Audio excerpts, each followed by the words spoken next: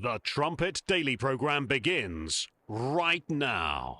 Today's world news, what it means, where it's taking us. I bring you the one and only possible message of world peace. This is a message of hope, tremendous hope. And he said unto me, you must prophesy again. The Trumpet Daily program begins right now. Fox News alert, the United States has just signed a mineral deal with Ukraine, granting us privileged access to develop Ukraine's natural resources, including aluminum, graphite, oil, and natural gas. And Hunter's nowhere near it. This is a recognition of the overwhelming financial and military support provided by you, the U.S. taxpayer. Secures a strong partnership between our countries that'll help keep Russia from moving deeper into Ukrainian territory and allow America access to key ingredients we need to reindustrialize. We told you after the Zelensky meeting blow up, they'd patch things up. This president inherited 30 years of foreign policy that was built around what was good for the world. In essence, the decisions we made as a government in trade and foreign policy was basically, is it good for the world? Is it good for the global community? And under President Trump, we're making a foreign policy now that's, was it good for America? So it's been then the most successful first 100 days of any administration in the history of our country. So anyway, says the US President Donald Trump, telling his supporters that even after the whirlwind in US politics since he took power, he's just getting started. Donald Trump there, well, whatever you think of him, it's certain that he has upended the world order several times. And I mean, it's very striking that we knew he would come in swinging, and he did swing. The other big international story, I suppose, is trade tariffs, the relationship with Europe, with China as well. I mean, that's incredibly difficult. It's been completely upended, hasn't it? Yeah. Now Donald Trump thinks of this as a zero-sum game. What you win, I lose. What I win, you lose. But since returning to the White House, Donald Trump, of course, has launched an unprecedented attack on US higher education. Many researchers arguing that the measures aimed at silencing institutions working on sensitive topics such as climate change, public health, and minority rights. Will US science survive Trump 2.0? It's very worrying, isn't it, for people in the US, but not just the US, even people throughout the world who may have deals and relationships with US universities. Well, the last 3 months have certainly been a roller coaster. We shall see what the rest of the term still has in store for all of us, I suppose. Well, right now, the world is changing in front of our eyes, and Europe is no exception. In challenging times, it is important that we gather. We, as the EPP, we, as Europe, we, as the countries in the democratic world committed to a rules-based order. We do live in an increasingly complicated world. How the war in Ukraine ends will impact our joint European security for generations to come. And the rules-based order that has been so rewarding but also taking so much for granted since the Second World War, now stands on pretty shaky ground. Decades-old bonds with friends and allies are being questioned suddenly. Economic growth is mostly driven by China and by the US. International trade is under severe pressure right now. Technology did beat politics. But geopolitics does beat everything else. Because of this enormous uncertainty, many now like to rule out Europe. I strongly disagree. Together, we decide over European future. It is time for us to not only see this request for a bigger European responsibility, but also to take it. As I've been saying, it's important for us to see how American adversaries are viewing this administration, America's administration, the Trump administration. We just passed the first 100 days, and the cheerleaders are still out saying, as you heard one of the British commentators say there, whatever you think of Trump, I mean, he has upended the world order. That's the way they're viewing it.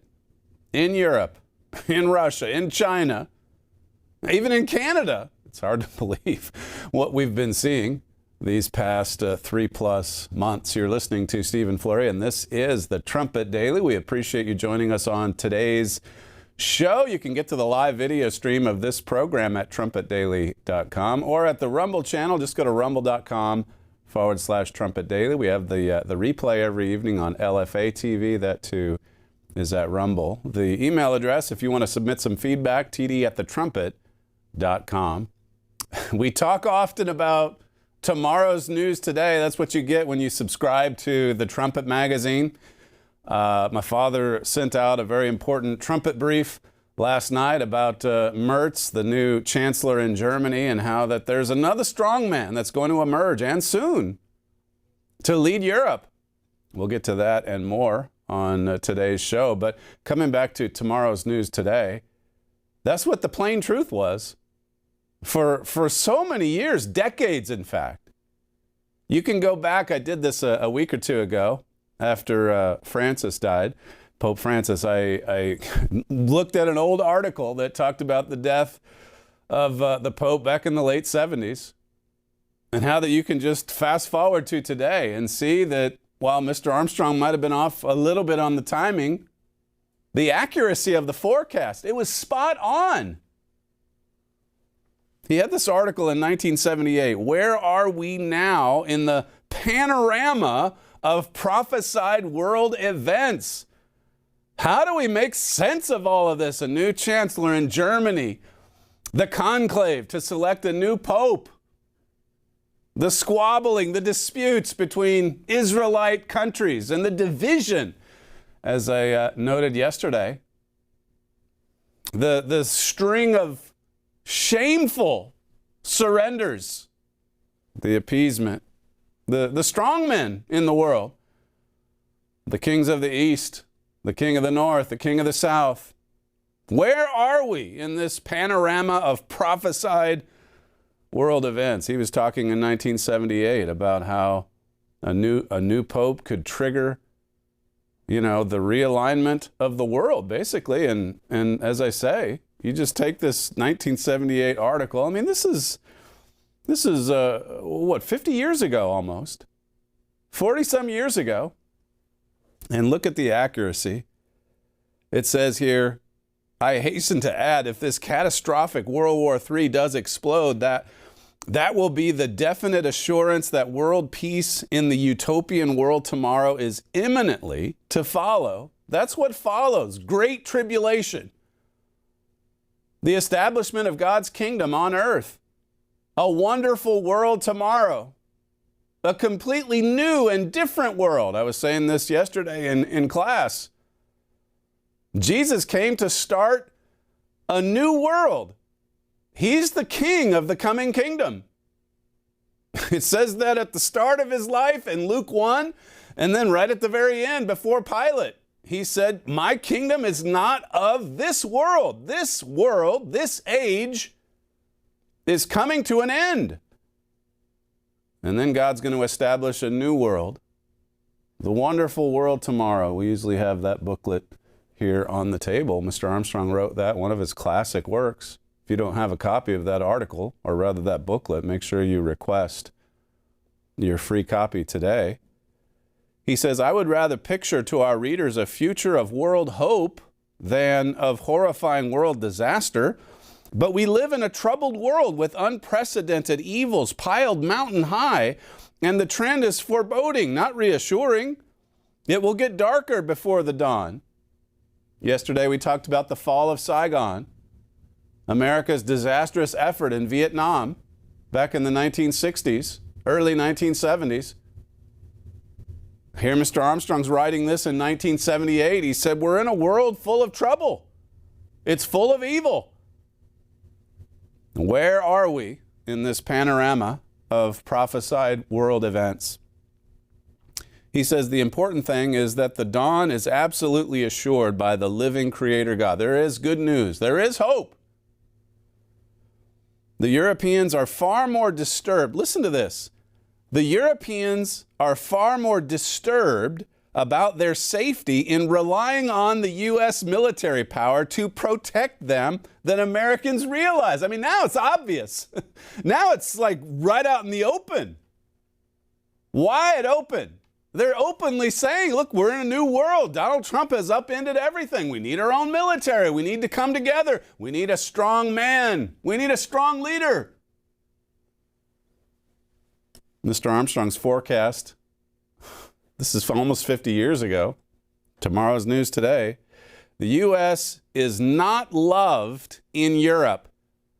The U.S. is not loved in Europe. Here again, now we're seeing it openly, blatantly. It's not loved in Europe. And it's important for us to think about just how much.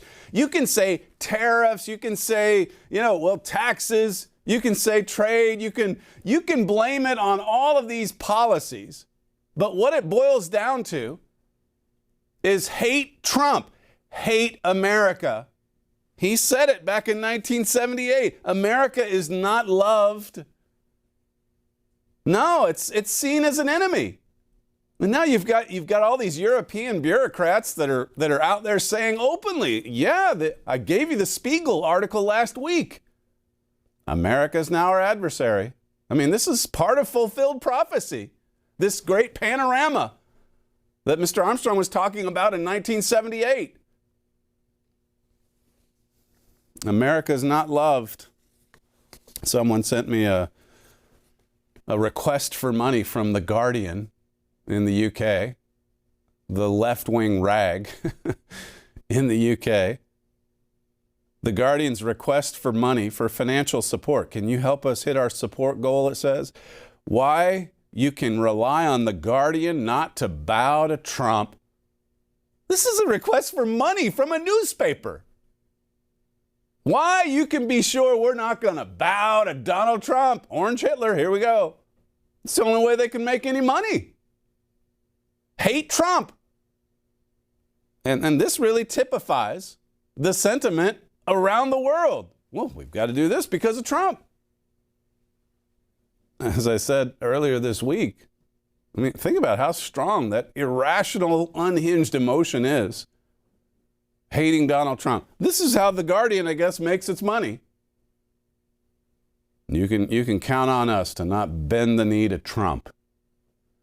It says, support The Guardian as we face the unprecedented challenges of covering this administration. Can you imagine any publication saying that about the dear leader in 2009? Can you support our publication? Because we're having to face unprecedented challenges coming from Barack Obama.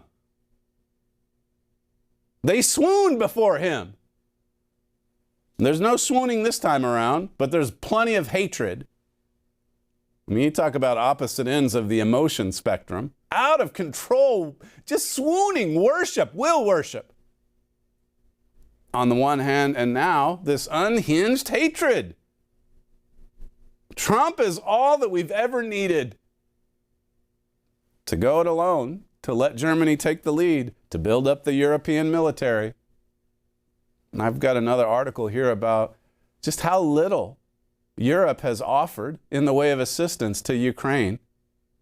I mean, on the one hand, the regime media is there to tell us if Donald Trump and America do not provide Zelensky with unlimited help, support, financing, military hardware, all of it, well, then he's a Russian stooge.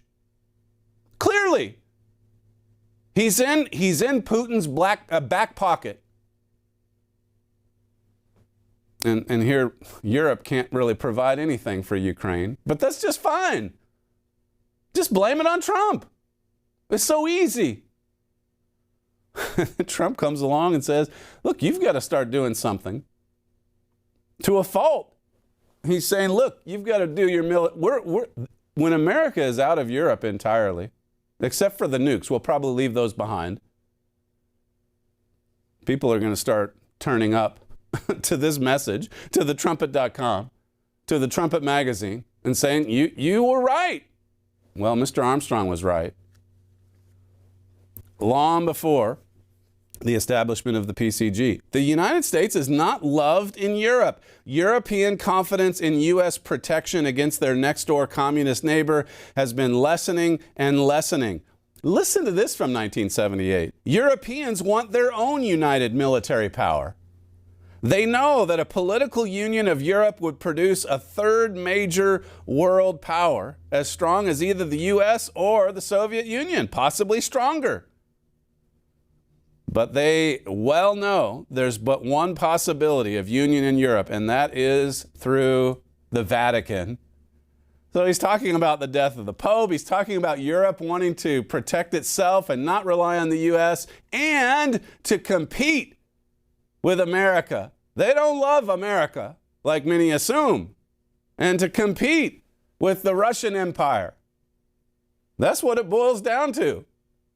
And when Trump comes along, almost 50 years later, it's the perfect scenario for so many of these prophecies, this panorama of prophesied world events to unfold in all of this stunning detail that God gives to us in the scriptures. It says here, what kind of pope will the College of Cardinals elect now? And we're asking the same question. Starts next week. I mean, we could have a new pope by the end of next week. By the way, we're coming up to our 10th anniversary, our 10-year anniversary of this program on Monday. I think the guys are getting some special clips lined up. Hopefully they're not of me looking a lot younger. Maybe a lot healthier. I don't know. 10 years! I don't think we have video footage of some of those early years. It was just radio at the start. We got our small radio station here on this campus, and of course we started to stream the audio online so that you could listen to it not just here in North Edmond, but over the websites as well. And then about halfway through, we were all in on video, first with YouTube before they censored us because of COVID, all the scaremongering. Now with Rumble. We've got our own streaming service at thetrumpet.com. I mean, that's a lot of history, and we'll go through that, some of that next week. But we're living in momentous times. This vast panorama of prophesied world events. And as I was saying many years ago, I mean, the technology is changing so fast, and now what we're able to produce and put out there, television quality, basically. It's stunning. But it does also get lost in the noise because Satan just bombards this world with a lot of noisy confusion. This world, as I said earlier this week, it's a complicated mess.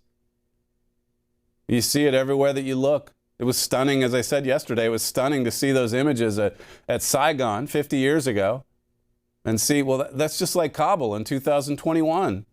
How embarrassing. And here again, Mr. Armstrong had it right in the 1960s. The U.S. isn't going to win this. The U.S. can't take care of little Vietnam.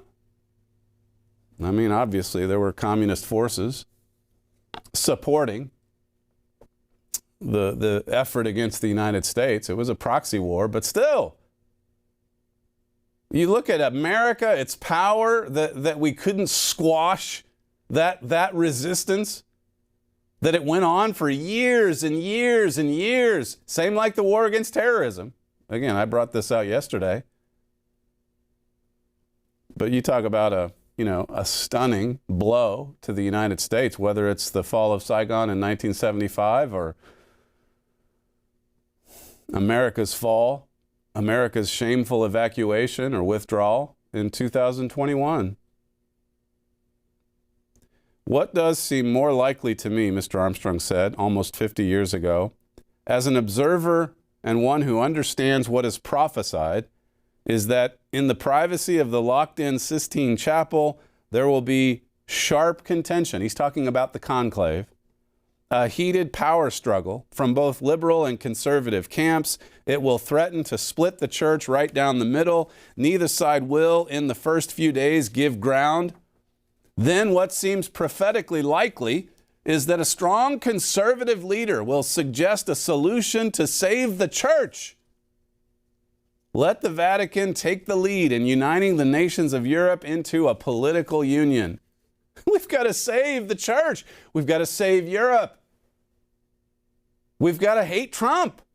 We've got to oppose Trump. 100 days As the one commentator said, he's upended the world order. That's the way they're viewing it from abroad. I mean, here at home, there's a lot of cheerleading in the MAGA camp. Today, by the way, the breaking news this morning was that Mike Waltz, the NSA, the National Security Advisor for Donald Trump, I mean, he's basically out of the White House today, and we don't even know all the details of what happened there. It leaves a pretty good opening for General Flynn, by the way. We'll table that for a moment. Maybe come back to it. We'll see. He's out. National Security Advisor Mike Waltz and his deputy, Alex Wong, will be leaving their posts in the Trump White House, according to multiple sources familiar with their departure. So pretty dramatic shakeup in the White House right after the first 100 days. There definitely is a world that's realigning. This panorama of world events, prophesied events. This is from the Telegraph, their take on the first 100 days. Donald Trump's second term as president is following a similar trajectory. It's commenting on the shock and awe campaign in Iraq back in the 1990s, the military shock and awe. His inauguration was followed by a shock and awe campaign of executive orders starting on day one. Legislative shock and awe. It says, yet as the opening 100 days of Trump's second term draw to a close, his radical agenda has this week been blunted or repelled on multiple fronts. Listen to the opposition and to his tariffs plan. Look, Elon Musk reducing his commitment to Doge, the drive for peace in Ukraine, how that's a sellout to Putin, the lawyers opposed to the Republican agenda, racking up legal victories, all the lawfare, the judges. There's a fair bit in here on the tariffs. It says here, the U.S. system affords the president a great deal of authority. Equally, it grants district county judges the ability to block the orders he hands down. This is the Telegraph, the Telegraph, I mean. This is not the Guardian. Cheering on these judges that are slapping one injunction after another on Donald Trump. There was another one from a judge, I think it was yesterday or the day before, having to do with the deportations. Can't do it. You can't do it. Let 20 million in illegally. Just open the doors, open the floodgates. And then if you want to send even one of them home, make sure he's getting a hearing. Play that. This is remarkable. This case of, I'm not even sure where that this was, but it's an illegal alien, a criminal, a gang member who's been in and out of the United States, deported, comes back, and the guy's murdering people. And they can't seem to keep him behind bars. Maybe this time it'll play out a little bit differently. This is clip 13. Surveillance video appears to capture 36-year-old Andres Fernandez de la Paz shooting once. Screams followed. He tried to kick the door back open, then ran off to leave in his purple Maserati. The bullet hit 34-year-old Edieski Incencio Pinero in the chest, a father and husband who died at the hospital after being shot in front of his own family. She says Fernandez de la Paz is her ex-brother-in-law, who, according to court records, threatened to kill the family and flee to Mexico. He allegedly shot 2 men and killed one of them in the past, but records show prosecutors dismissed that murder case in 2017, citing self-defense issues. And since 2022, a law enforcement source tells KPRC2 News Fernandez de la Paz has been leading a credit card skimming operation across Texas. Arrested in 2023, Sour Lake, Texas police confirm they caught him with skimming devices during a traffic stop after he placed one at a gas pump. Days later, sources say the FBI took over the investigation, but no federal charges got filed. Then last fall, captured in this surveillance image at a retail chain, A source says he was caught using stolen credit card information to buy high-dollar items through the store's app, landing him in the Fort Bend County Jail. He got released both times when records show Fernandez de la Paz had an ICE detainer. He's been in the country illegally since 2016, was ordered removed in 2019, and ICE tells KPRC2 News in a statement the Cuban government refused to accept his return at that time. Of course. I mean, Cuba doesn't want him back. He's a murderer. So look at the weakness.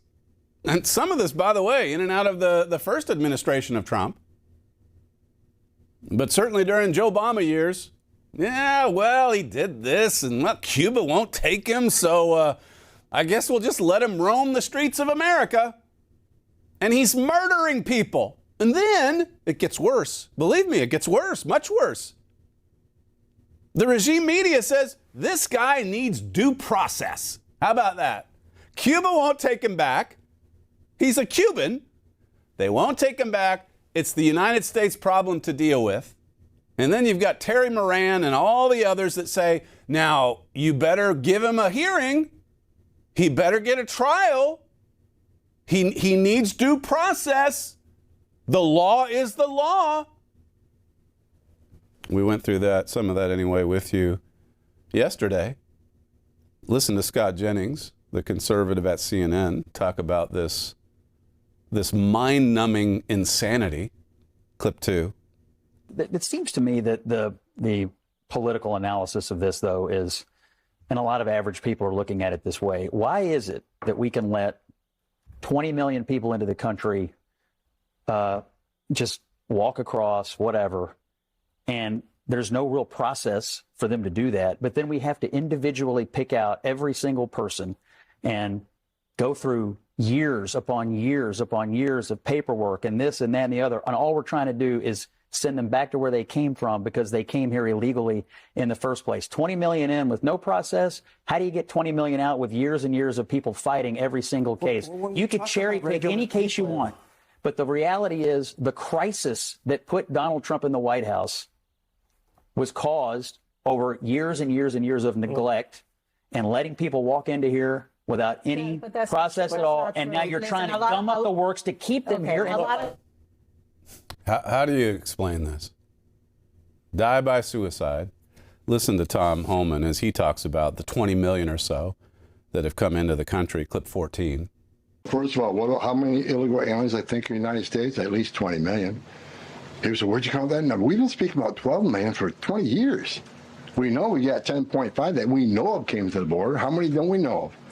I talk about known gotaways at 2 million. How many unknown gotaways we have? Like between the Big Bend sector in Texas where there's no technology, how many 1,000 people dig across through there? We wouldn't know. We would know now.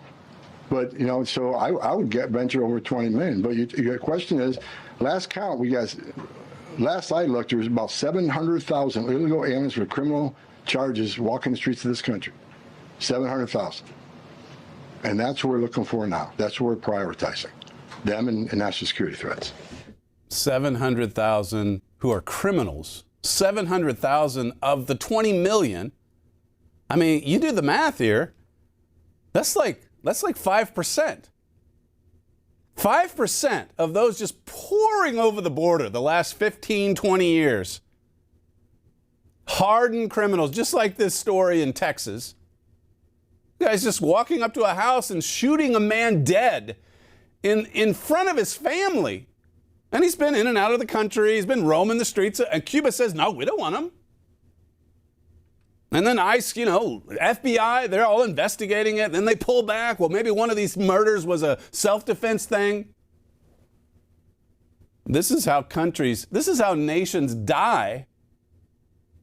And then they try to get rid of them. And they've got to go up against judges. Activist judges wearing black robes. And then the Telegraph, that op-ed piece in the Telegraph said, this is great. Yeah, what the judges are doing it's great. It's slowing down Trump because the problem here is Trump. The problem is the Trump agenda. Hate Trump. Look at what it's fueling. It's fueling this dramatic world realignment. Where are we? in this vast panorama of prophesied events? It's a good question to ask. The earth-shaking stories, they're hitting us now every day. Canada voting for another communist. It seems like it was 2 months ago. It was just this week. There are all the European elites saying that, we need to be a superpower, basically. We can't be dependent on America for our security or otherwise. We're for trade now. We're too dependent on China. They see this. Trump sees it too. Hate Trump. You watch. That's giving everyone, it's giving every nation a pretext to just do what it wants, no matter how crazy, unhinged, or dangerous it is. And the Trump administration needs to see where this is heading. It's easy to just talk tough and to say that the world's going to love us in the end. We look at what happened with the minerals deal in Ukraine. It all worked out. There's cheerleading going on. But there's so much hatred in this world, and it's intensifying. The limits of White House power are on display elsewhere, far beyond the courtroom, too. This is that Telegraph piece. Further on, it says, if that optimism turns out to be true for Trump's border agenda, the American president will be able to claim a monumental reshaping of the American state. If he's brought low, however, trammeled and contained by 1,000 obstructionists like Gulliver, tied in knots by the Lilliputians, he will be forced to turn to more conventional political means. Telegraph says here, just 100 days in, then, the stakes could hardly be higher. If Trump falters now, he may be doomed to see out the rest of his term raging in futility against the structures that thwarted him. Everybody's got a little bit of a different take on these first 100 days. My father, in that Trumpet brief last night, he talked about how Friedrich Merz is not the prophesied strongman. Germany's about to get a new chancellor. That happens, I guess, next week. Another momentous event. We'll look back on the 10 years of the Trumpet Daily on Monday, and then Tuesday we'll have to get right back into it. A new chancellor, but he's not the strongman. And as my father said in the Trumpet brief last night, it's posted at the website this morning.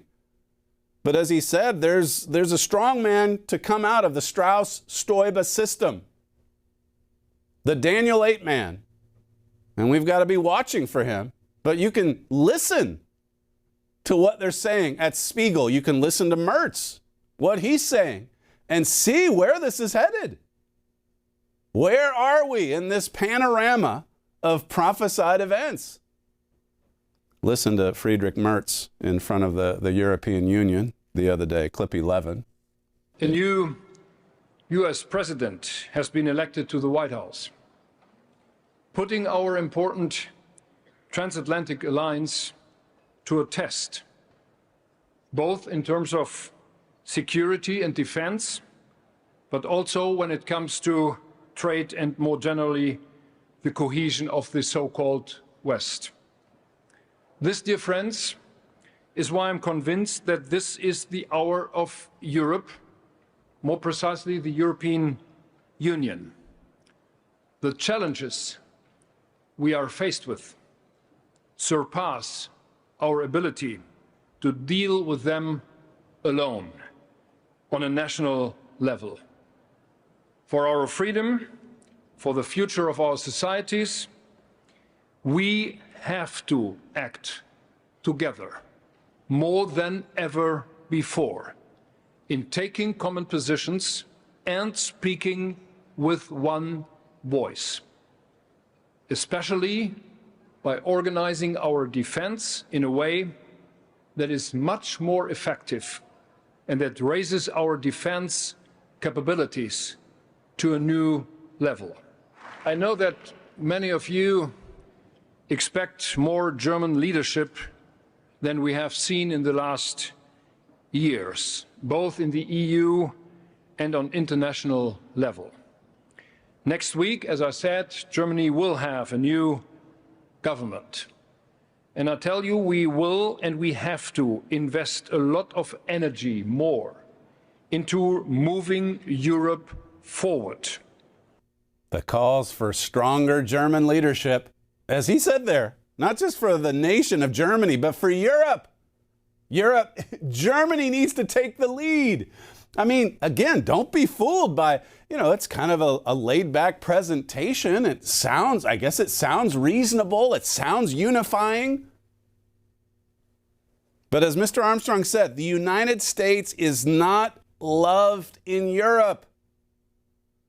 The United States has been taken advantage of in Europe and elsewhere. And now you see we're at the breaking point. In looking at this vast panorama of prophesied events, you do see the split coming in the transatlantic alliance. You see the split coming from America and the rest of the NATO members. And it doesn't matter which point on the agenda you point to. Oh, he got the deal in Ukraine over the mineral rights, but still he's a Russian stooge. He's appeasing Putin. And to some degree, that's true. You look at this. Where's the other article I had? I am totally bouncing around today. Europe would struggle to put 25,000 troops on the ground in Ukraine. Europe hasn't done anything. Now they're about to do something. We've been warning of this. But the hypocrisy on display, and just looking at how judgmental some of these commentators are and these leaders as they look down their nose at the United States and all things Trump. It's so easy to hate on Trump, to blame him for everything. It says here, The Times was given a rare insight into conversations between Europe's defense ministers and military chiefs as they thrashed out plans for a coalition of the willing force. And they come to find out it's not much of a coalition. There's not much of a force to speak of. Not yet, anyway. He said Britain would be willing to send up to 10,000 personnel in a meeting earlier this month. However, in subsequent meetings, defense ministers across Europe said there was no chance they could reach that number and that even 25,000 would be a push for a joint effort. All of those nations put together, and they can't even assemble a tiny force to support Ukraine. I mean, we got to do it. We got to stop Putin, right? America has been providing the bulk of it for the past several years. The world's changing. It's pretty dramatic. It's significant. This trumpet. Well, let me just play the other clip. We had a second one from Friedrich Merz before the EU earlier this week, clip 12. The US tariffs threaten to plunge the world into a new age of protectionism. Therefore, we must revitalize the conviction that free trade with the world carries benefits for all. Economy and trade are not zero-sum games. More than ever, we should conclude ambitious and comprehensive trade agreements. And I would like to say from this place, full support to you, Ursula, and your Commission, to all your efforts to come to more free trade agreements in the world. Full support from our future German government. All we ever wanted was free trade. We want it to be free. They've had tariffs. They've had high tariffs for decades. They got away with it. When they say they want free trade, they want it free in one direction. Whatever we send to America has no tariff. Now, you send stuff here. We have an article at the website today about, the world won't accept America's food. Now, there's also more to that story. It's because what we're producing is so unhealthy. What a complicated mess it all is, though. Thankfully, you've got the Trumpet, you've got the website, And you've got this program, you've got the Key of David, to help you make sense of this panorama of prophesied events. Where are we? As Mr. Armstrong asked back in 1978. Europe needs someone greater than a German chancellor. That was my father's trumpet brief from last night. It's an important article. As I say, it's at the front page of the Trumpet right now, or at least it was a couple hours ago.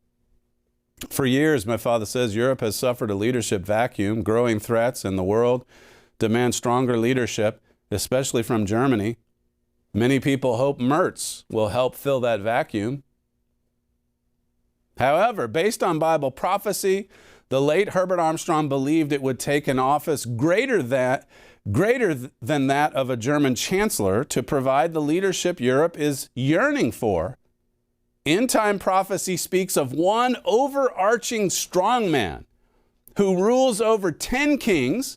Again, this is Daniel 8, Revelation 17. I don't have time to get into all the prophetic passages. But 10 kings governing a European superstate. He talks about how that this was the headline at the Plain Truth way back at the beginning in 1934. The sure word of Bible prophecy.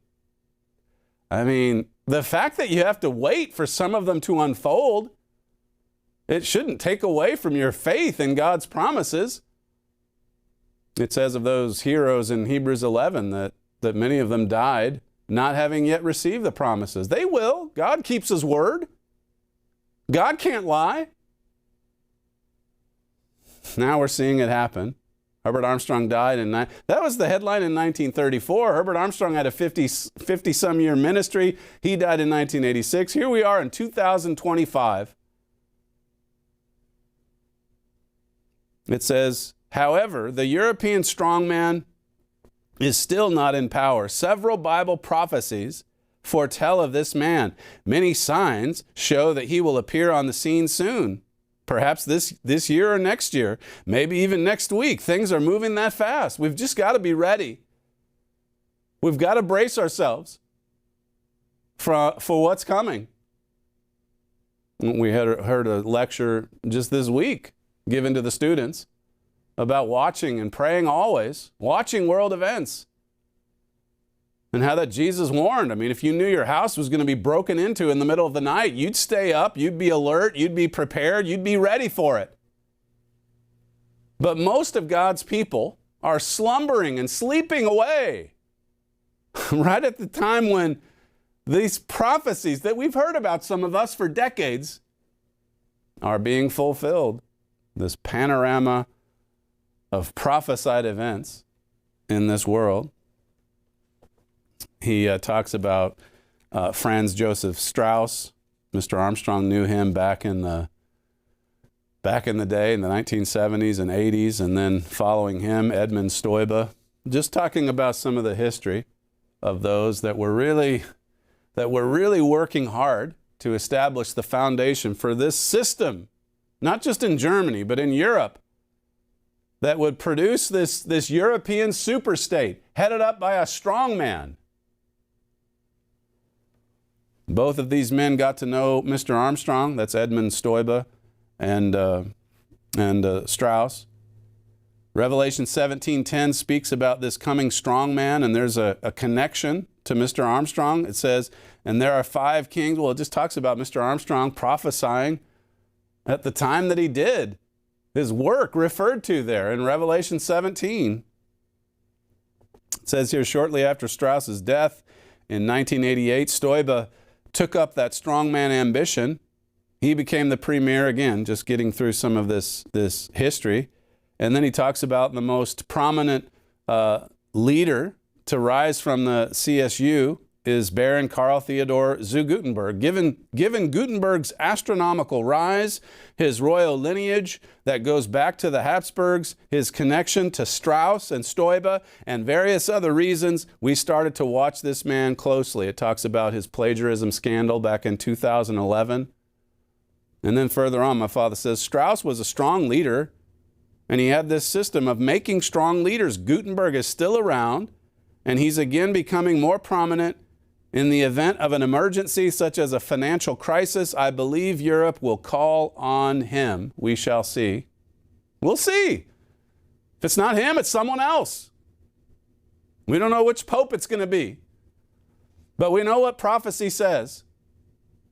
Prophecy does give us penetrating insights that other commentators, this is unique. You're not getting a news flash like this from any other news organization. This is coming from God's work.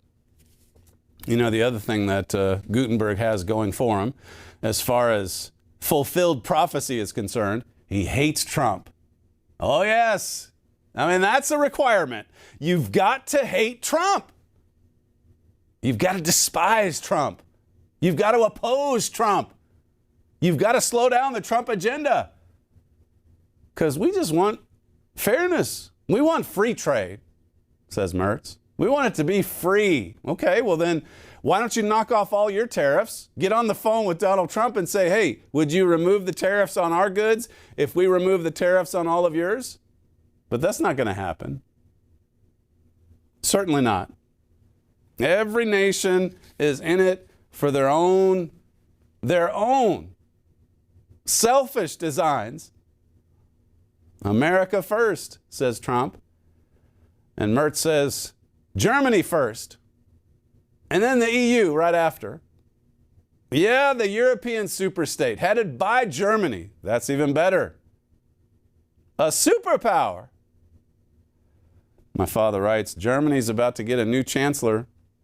He may well be a strong leader who will strengthen his nation's power, but we continue to believe, he's talking about Mertz there, we continue to believe that the man Europe has been waiting for is going to fill an even greater office, one that has not yet been fully realized. You can get to that article, as I say, at thetrumpet.com. If you're not a subscriber already to our daily briefs, make sure that you sign up for that. We just need your email address, and you can sign up for that also at thetrumpet.com. Another article here about Europe's crumbling infrastructure. I mean, you can see, with all of these crises put together, you can see why there's such a dramatic shakeup and realignment that's happening. All these crises, together with the Orange Hitler problem, call for strong leaders all over the world, not just in Germany, but in China, in Russia, Germany too. This article from the Wall Street Journal, how the lights went out in Spain. Breathless declarations. Well, I'll leave it to you to look at that article. Maybe we could take a quick break. We'll come back and finish today's show with some viewer feedback from some of you. You're listening to Stephen Flurry, and this is the Trumpet Daily. We'll be right back. Daily news, Bible prophecy. See the connection on the Trumpet Daily. Are you feeling overwhelmed by the flood of news and information? You need something to sift the news and bring you only what matters most. You need the Trumpet Daily. You also need something to help you understand not just what's happening now, but what will happen next. You need the Trumpet Daily. Only the Trumpet Daily accurately matches daily news to precise Bible prophecies. Because Bible prophecy is the only tool up to the task of sifting the news down to what's important and showing you what will happen next. Join host Stephen Flurry every weekday. Go to trumpetdaily.com.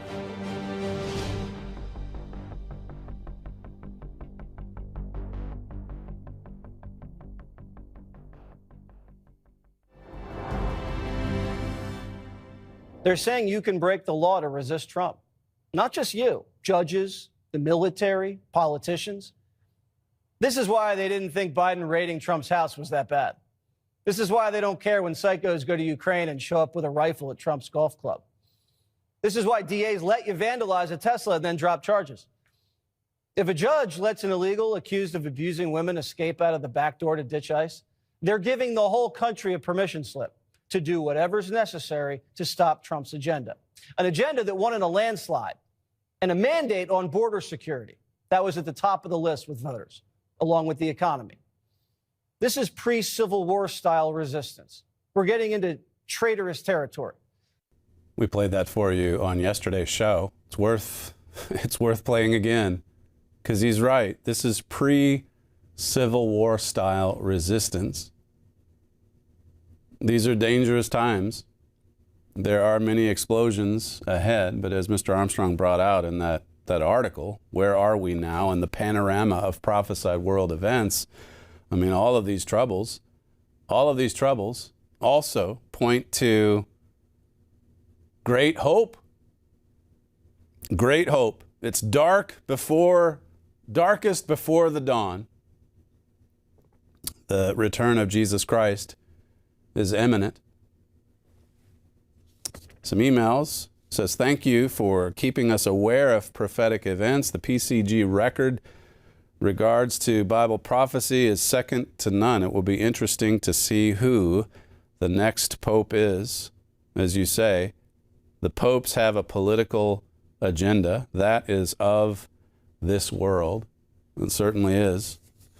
Another one here says, the TD is always excellent, but Friday's presentation was among your best. Thank you. Another one says, thank you for the program. The whole world's deceived. Makes me want to cry. Another one from an older gentleman. It says, I grew up during World War II. I'm 96 years old. I had 4 brothers, and one by one, I watched them as they went off to war. When my youngest brother turned 18,